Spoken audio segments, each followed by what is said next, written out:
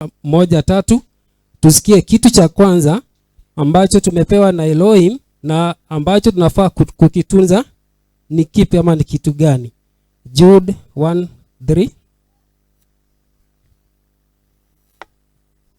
Mstari wa 3.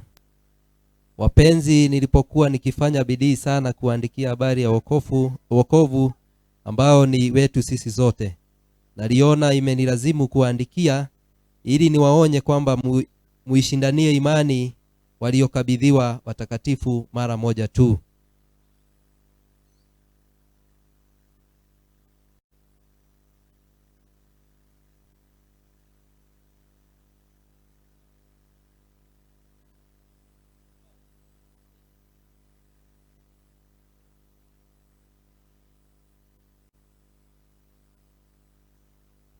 Wapenzi, nilipokuwa nikifanya bidii sana kuandikia habari ya wokovu ambao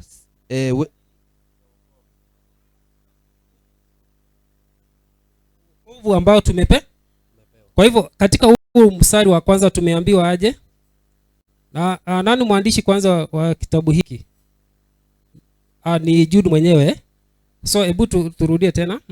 Wapenzi, nilipokuwa nikifanya bidii sana kuandikia habari ya wokovu. Kuandikia habari ya wokovu ambao ni wetu sisi zote. Wokovu ni wa nani? Ni wa kila mmoja wetu. Kwa hivyo wale ambao wameweza kumwamini Masihi tayari wana nini? Wokovu. Tuko na wokovu ama tutapewa baadaye? Je, tunao? Tunao. Naliona imenilazimu kuandikia ili niwaonye ya kwamba muishindanie imani. Ili nifanye nini? Kuna pia jambo ambalo tumeweza kusikia hapo, ili niwaonye ya kwamba muishindanie amani. Ya kwamba muishindanie imani ambayo waliokabidhiwa watakatifu watakatifu mara moja. Kwa hivyo tumesikia mambo mawili hapo kwamba kuna wokovu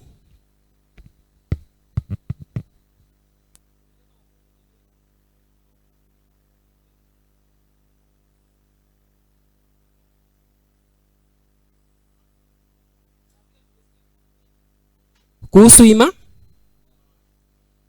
imani. Kwa hivyo tumepata mambo mawili hapo. Kwa hivyo asubuhi hii tunakumbusha kwamba tuweze kutunza ule wokovu ambao tumepewa, na pia nini? Na pia ambayo tunaambiwa imepewa watakatifu mara moja. Kwa hivyo ipo haja ya kufanya nini? Kutunza wokovu na imani. Na pia tuangalie katika Psalms 119:17 tuone kitu kingine ambacho Elohim ameweza kutukabidhi sisi kama watakatifu ama watoto wake. 119:17. Umtendee mtumishi wako ukarimu, nipate kuishi. Nami nitalitii neno lako. Nami litafanya nini? Litii. Kwa hivyo Daudi anaongea hapo kwamba nami nitafanya namna gani? Kwa hivyo kuna neno ambalo limewekwa ndani yetu, na tunaona kwamba Daudi anasema nitafanya bidii nifanye nini? Niweze kulitunza hili neno ambalo nimepewa na Elohim. Tukiongeza na 43 inasema nini? Kuna neno na maneno pia. I think kuna maneno mengi Elohim ametupatia. 43 na uruke 57. Psalms 119. Samahani, 43 na uruke 57. Usiliondoe neno lako. Daudi anasema usifanye nini? Usiliondoe neno lako kinywani mwangu. Maana nimezingojea hukumu zako. Maana nimefanya nini? Nimezingojea hukumu zako. Kwa hivyo Daudi anasema ama anamuomba Elohim kwamba asiweze kumuondolea nini? Neno la kinywani mwa. Kwa hivyo hata sisi ni ombi letu kwamba neno hili la Elohim liweze kubaki vinywani mwe kila wakati na kila mara. Kwa hivyo tumeona pia kwamba kuna neno ambalo limekuzwa ndani yetu.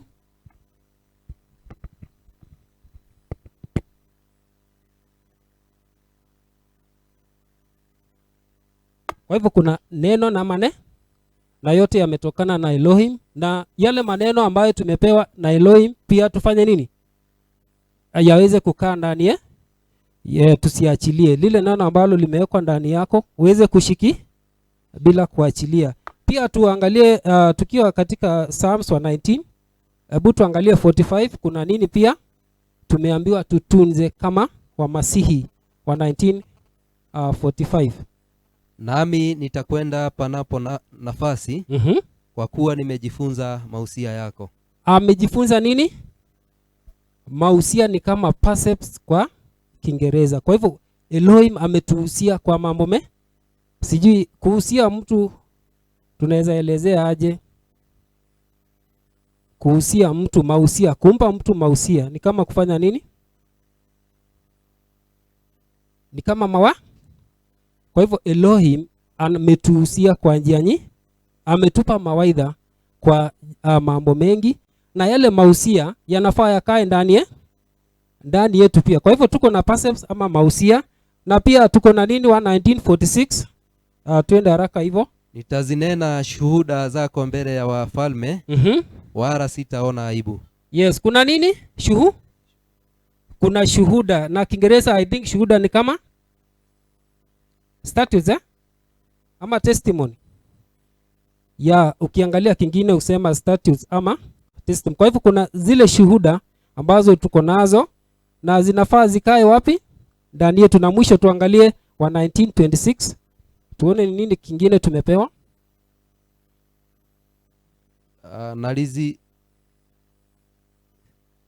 Nalizisimulia njia zako ukanijibu, unifundishe amri zako. Unifundishe nini? Kwa hivyo pia kuna amri ambazo tumepewa na Elohim na tunafaa kufanya nini? Kuzitunza. Tuko na mifano mingi ya watu ambao waliweza kukaa vizuri katika Elohim kwa kutunza amri za nani? Baba Mfano mmoja ni nani? Nani alikaa katika kutunza amri za Elohim? Mfano mzuri ni Ibrahim. Naomba tu tusome Mwanzo 26 aya ya 5. Mlango wa 26 aya ya 5, tusikie kuhusu Ibrahimu. Kwa sababu Ibrahim alisikia sauti yangu, akaihifadhi maagizo yangu na amri zangu, na hukumu zangu na sheria zangu. Kwa hivyo Ibrahimu aliweza kusikia nini? Sauti ya Elohim. Na akafanya nini? Akaweza kutii amri za baba Ndiposa tunaambiwa akawa rafiki mkubwa wa nani? Ni kutokana na ile hali ambayo alikuwa anaitii sauti ya Elohim. Kwa hivyo tunaweza jiuliza na sisi, je, twatii sauti ya Elohim? Tunazitunza amri zake? Tunaenenda katika amri zake? Yes. Na kwingine tukisoma ni kwamba yule mtu ambaye haendi ama hatunzi amri za Elohim, basi Elohim anasema nitamkataa, hata maombi yake sitafanya nini? Kwa hivyo shika na utunze amri za nani, ili uweze kuenenda katika njia zifaazo, na utakuwa rafiki mkubwa wa nani? Timotheo wa kwanza 6:12 na uruke 20, na mtu mwingine afungue Yohana wa kwanza 1:8. Chapter 6 verse 12. Tunakuta Paulo anaongea na Timotheo akimwambia jambo kuhusiana na hii. Naweza tu auliza swali, mbona tunaambiwa tutunze kile ambacho tuko nacho? Na mimi nakumbuka vizuri mzee wetu Baba Mutonga alitusimulia hadithi ya mtu ama askari moja ambaye alikwenda vitani kukabiliana na nani? Na maadui. Na tunaambiwa kwamba akiwa katika kikiri zile, kuna kitu kilimwasha pale huenda maybe ilikuwa ni siafu, na tunaambiwa ya kwamba aliweza kuzitoa ama kuziweka chini silaha zake ili aweze kuangalia ni nini kinamwasha kwa ama ndani ya nguo. So wakati tu aliweka silaha zake chini, ndipo maadui wakaja na wakamvamia, wakamuua. Alikosea wapi huyo mtu? Angefanya aje? Yeah? Unajua kuna mambo madogo. Maison, nataka kusema kitu.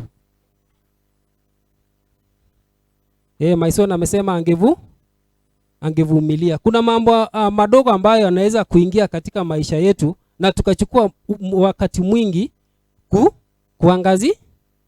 tukasahau kwamba kuna mambo mengine ambayo tunafaa kuyashikilia. So tunaona kwamba siafu ni kitu kidogo kilimsumbua, akaweka silaha zake chini, na wakati alifanya hivyo maadui akafanya nini?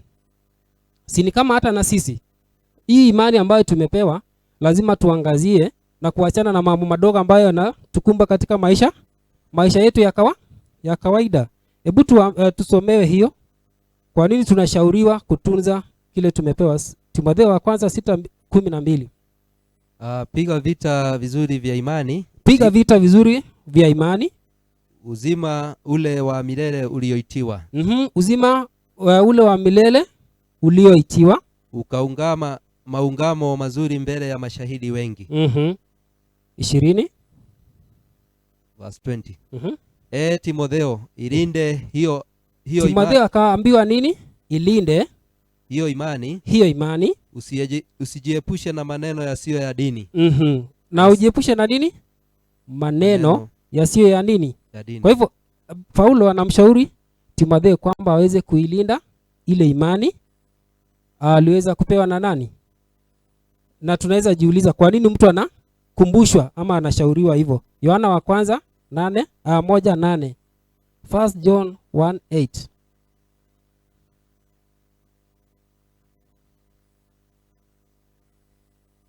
Tukisema ya kwamba hatuna dhambi, twajidanganya wenyewe.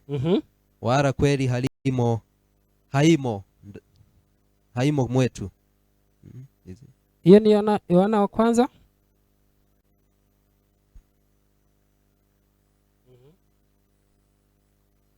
Ama ni wa pili?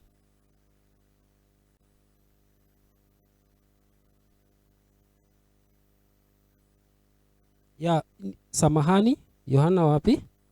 Yohana wa pili 1:8.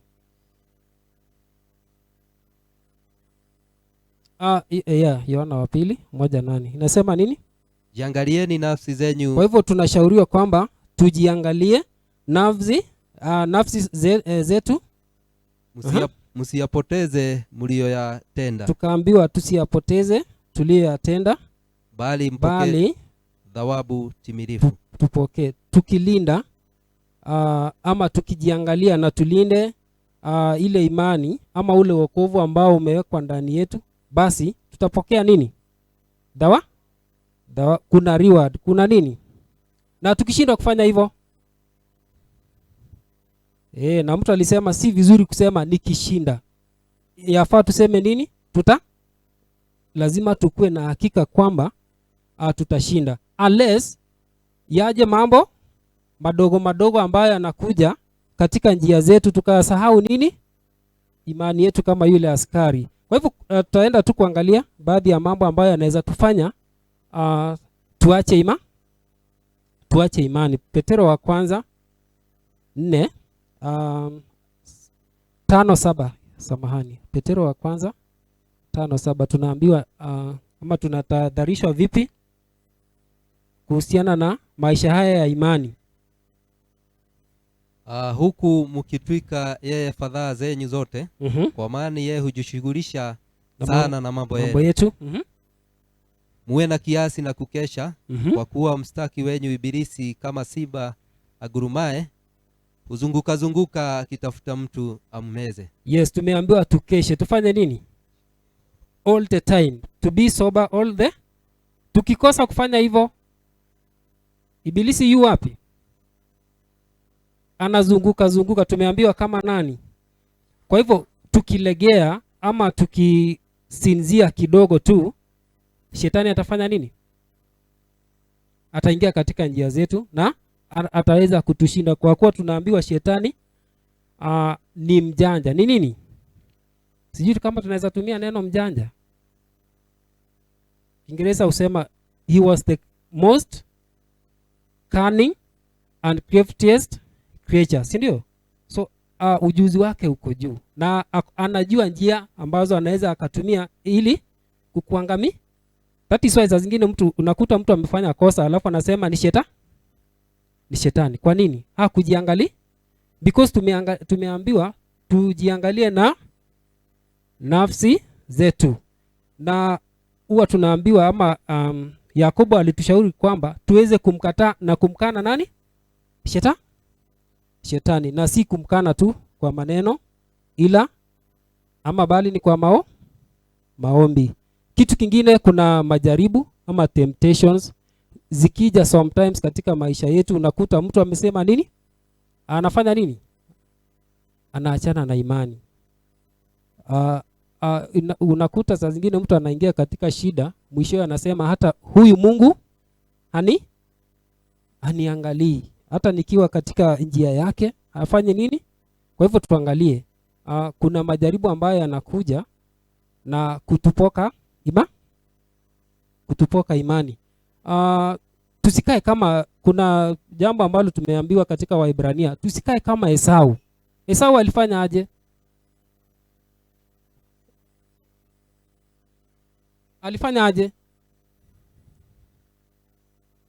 Aliweza tunaweza sema aliuza baraka za kwa ndugu yake. Kwa nini? Dijaribu tu dogo la njaa lilimfanya aweze kuuza baraka zake, na tunaambiwa kwamba mwishowe alikuja akalia, lakini ile nafasi ilikuwa imefanya nini? Kwa hivyo tusiwe kama huyo. Naomba tu tusome nikimalizia hiyo. Kuna mambo mengi tungeangalia, lakini naona wakati wangu umefika. Waebrania 12:16 tusikie kuhusu huyu mtu, na ni tahadhari kwa kila mmoja asije akapoteza kila amepewa na mwisho aliye kama nani? Kama Esau. 12:16 Waebrania. Asiwepo mwasherati wala asiyemcha Elohim kama Esau aliyeuza urithi wake mzaliwa wa kwanza kwa ajili ya chakula kimoja. Tunaambiwa baadaye alikuja kufanya nini? Alikuwa amekosa kile kitu tunasema ama subira. Hakuwa na nini? Angesubiri angekufa njaa. Tunaambiwa mtu huenda siku ngapi bila kula?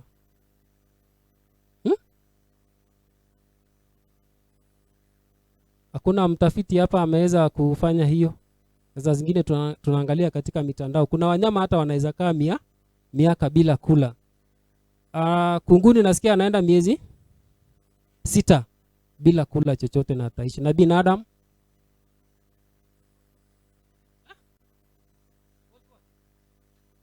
40 days. Utafiti umefanywa ama tunakisia? Are we guessing? Ni guesswork, yes?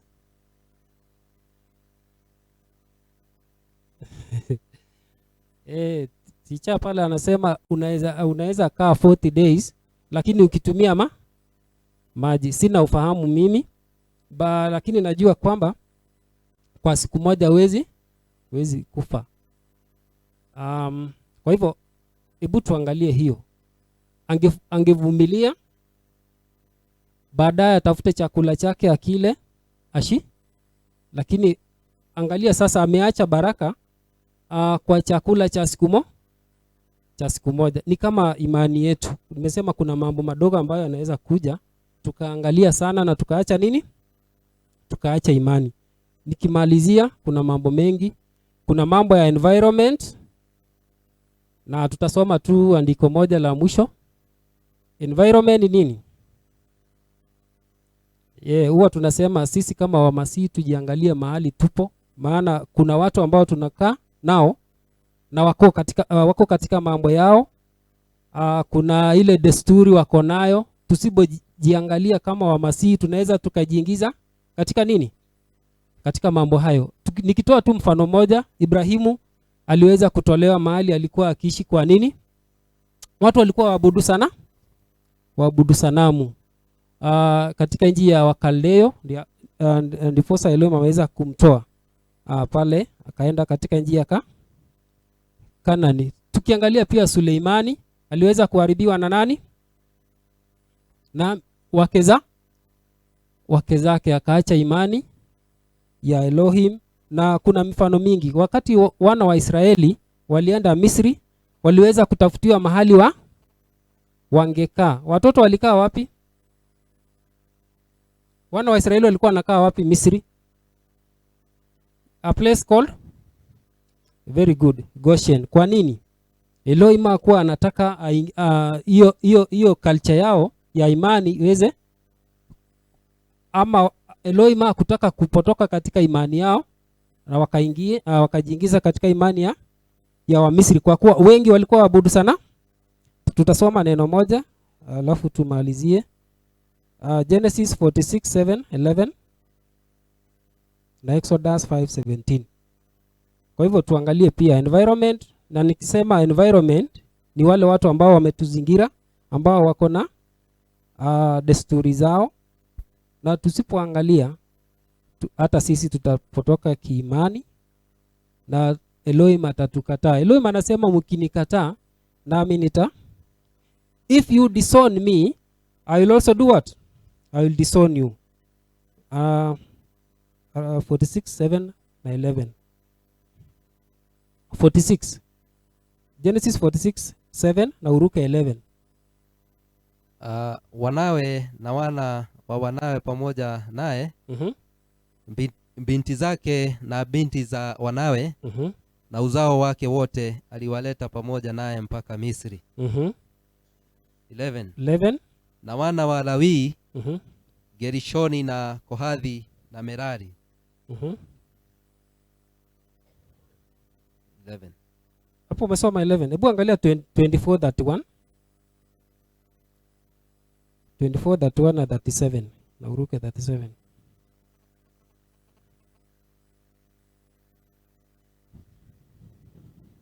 Akasema, karibu wewe uliyebarikiwa na Bwana, mbona umesimama nje?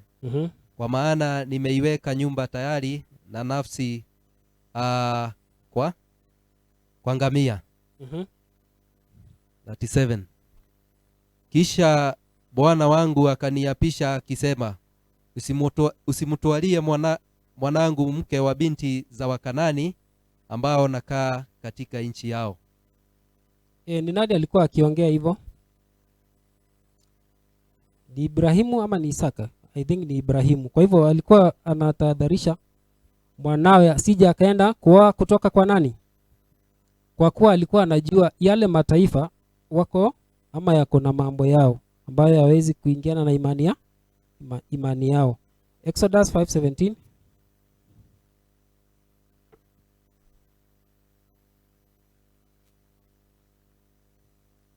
5:17 Exodus. Akasema, wavivu ninyi, wavivu kwa ajili hii mwasema, tupe ruhusa twende kumtolea Bwana dhabihu.